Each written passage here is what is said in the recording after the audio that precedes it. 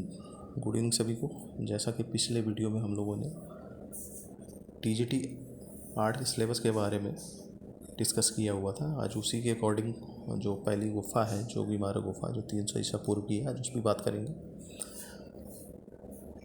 ये जितने भी उससे बिंदुवार दिए गए हुए हैं ये कई किताबों से मिलके इकट्ठा किया गया है और पूरी कोशिश करी गई कि सभी बिंदु इस पे आ सके। लगभग पूरे बिंदु इसमें सम्मिलित हैं।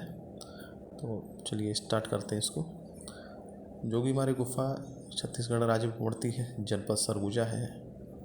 ये रामगढ़ की पहाड़ी या रायगिरी की पहाड़ी भी बोलते हैं, बढ़ती है नर्मदा नदी के किनारे। आकार इसका टोपी के आकार का है। 2 गुफाएं हैं और 7 चित्र हैं। गुफा संख्या 1 सीता बोगरा या सीता लांगड़ा के नाम से जानी जाती है। गुफा संख्या 2 जोगीमारा के नाम से जानी जाती है।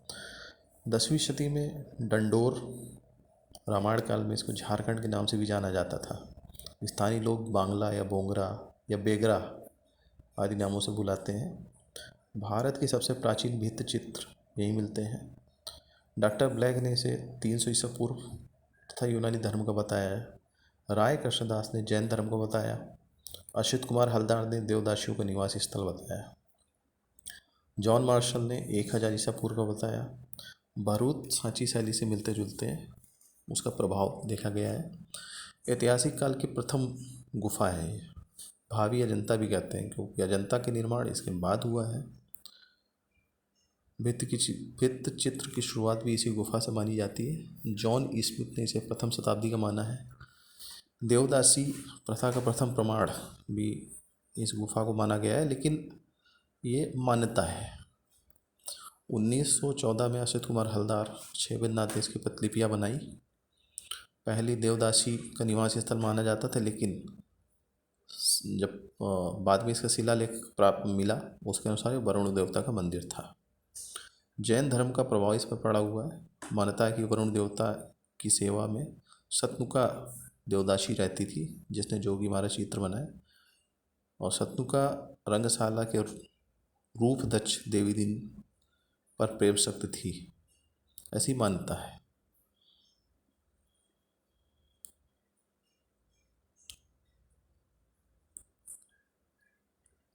रूपदक्ष देवी दिन ने प्रेम प्रसंग में सीता बोगरा की भित्ति पर अभिलेख अंकित किए हुए हैं। सीता बोगरा सीता लांगड़ा गुफा एशिया की सबसे प्राचीन नाट्यशाला मानी गई है, या एम्पी थिएटर या प्रेक्षागृह भी बोलते हैं, जो एशिया के सबसे प्राचीन प्रेक्षागृह है। जोगीमारा 10 फीट लंबी, 6 फीट चौड़ी, 6 फीट ऊंची है। छत पर चित्रों के अवशेष देखे जा सकते हैं। मान्यता है कि असली चित्रों के ऊपर सफ़ेद रंग पोत कर पुराने चित्रों को अकुशल हाथों से पुनः बनाने की कोशिश करी गई है। पुराने चित्र मौर्यकालीन माने जाते हैं। जोगीमारा के जो चित्र हैं अनुपातहीन है, क्योंकि उस समय कुछ परफेक्शन नहीं था कि किसी को नाप जोख के बनाया जाए। सम्मुख चेहरों की प्रधानता, ग्राम जीवन आधारित चित्र हैं। आकृतियाँ बौनी एवं अनुपातहीन है। सफ़ेद पृष्ठभूमि पर लाल रंग से बनाया गया है। सीमांकन काले रंग से, हाशिए पीले रंग से। मुख्यतः छत पर चित्र शेष है। धरातल खुरदरा है।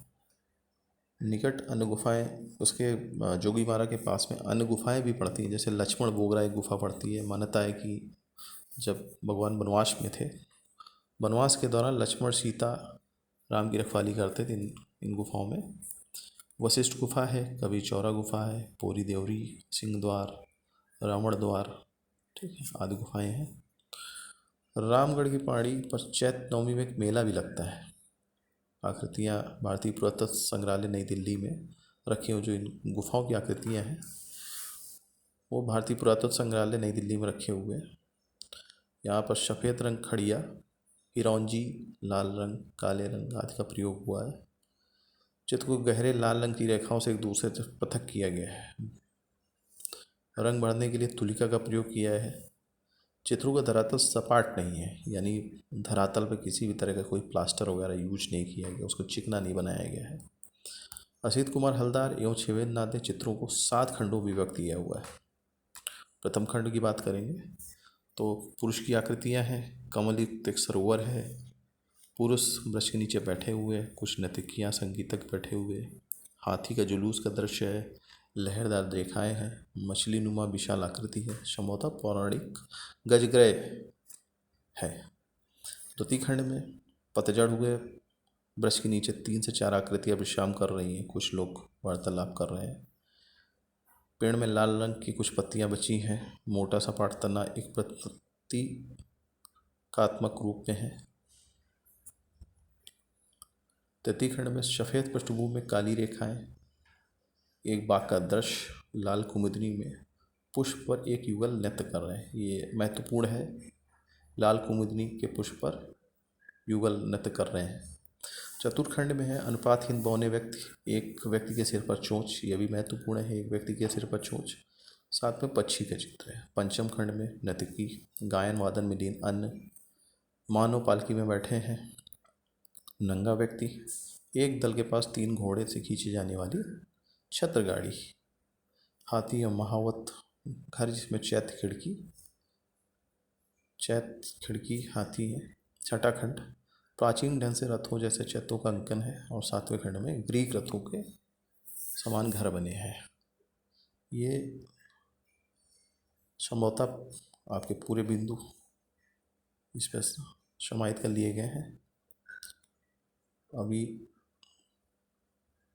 आप बिंदुवार इसकी तैयारी करें, इसको लिख लें, कई बार अगर लिखेंगे तो प्रैक्टिस होती रहेगी। और जल्दी दूसरी वीडियो अपलोड करी जाएगी दूसरी गुफा की, जिसमें संभवतः पूरे बिंदु रहेंगे। और आप लोग किताब से पढ़ाई करना आवश्यक है, केवल वीडियो का मुझे नहीं लग रहा कि वीडियो से ही सब कुछ हो सकता है। तो आप पढ़ाई किताबों से भी पूरी कोशिश करिए कि किताबों से ज़्यादा पढ़ाई की जा सके।